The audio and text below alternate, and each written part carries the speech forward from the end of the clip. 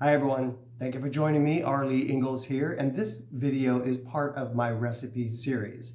I do have a change that I'm announcing.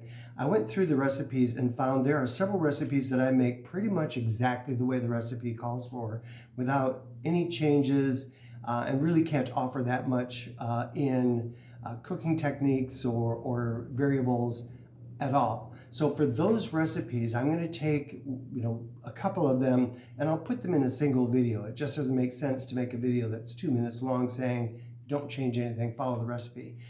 So you'll still be able to tell which recipes are included in each one of the videos. I'll put it in the title. So if you're looking for details or a video about a particular recipe, you'll be able to go to it very quickly. So that's a change that I'm announcing. This video is also going to be about the chicken cakes and the remoulade sauce.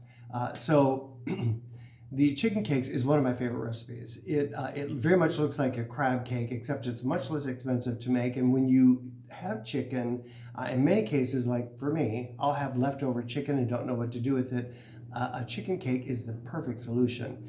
So some of the recipe ingredients, they're easy to find, but one of them that's there that you might have difficulty finding, and that is the Creole mustard. And if you'll forgive me, I'm looking at my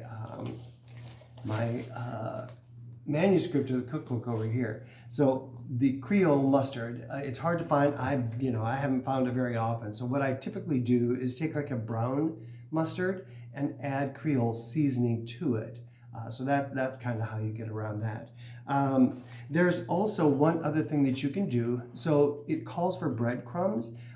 There is a variety of breadcrumbs out there that is available. So if you want to change the flavor, maybe make it Italian or some other flavor that you're fond of, there'll be a breadcrumb that you can use instead of just the plain one. I typically use the plain one, but as I said, there are others out there. Change those flavors using the breadcrumbs. There's also the remoulade sauce. Again, it does call for Creole mustard. Once again, just take a brown mustard, or you can even use yellow mustard if you prefer that, and add some Cajun seasoning. That's how you kind of get around that.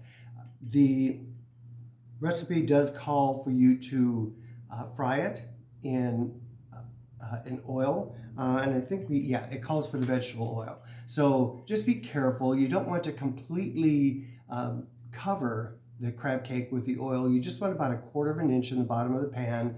Here's what I do to make sure that it's hot enough. I add a pat of butter. So usually around a tablespoon of butter to the oil. And once that starts bubbling and you can see it cooking or frying in there, you know the oil is hot enough and you can put your crab cakes in there. Put them in there slowly. You don't want to put like 4 in at a time or very quickly because you'll cool the oil down too much. So put them in one at a time, no rush, just keep track of the order. And after a few minutes, it says 3 minutes on each side, and that's going to vary. You're going to want to, we all like a different doneness to our crab cake. So just get it done to your desired doneness.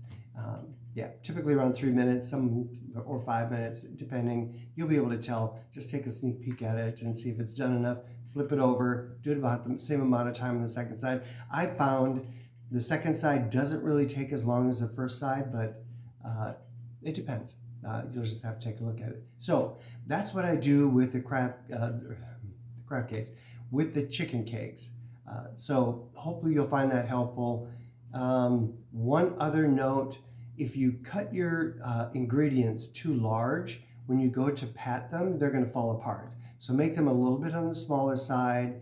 Cube your chicken a little bit smaller. One of my favorite chickens to use is the rotisserie chicken. So go to the grocery store or whatever your store you use.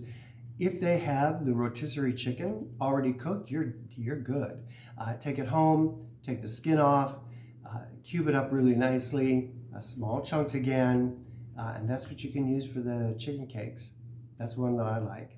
So let me know what your thoughts are. My book, Cooking on the Prairie with the Ingalls, it's available on Amazon. This is a special edition that has the spiral binder on it. If you want this edition, you have to reach out to me to get it. That's the only way that you can get this is through me. It is a special edition. The regular edition, which is exactly the same except for this spiral binding and a couple other things,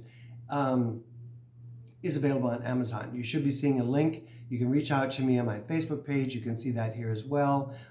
Also, my Instagram page is Ingalls on the Prairie. That's where you'll find all things Ingalls family related. So let me know what you think. I appreciate it. Look forward to hearing from you. Thank you.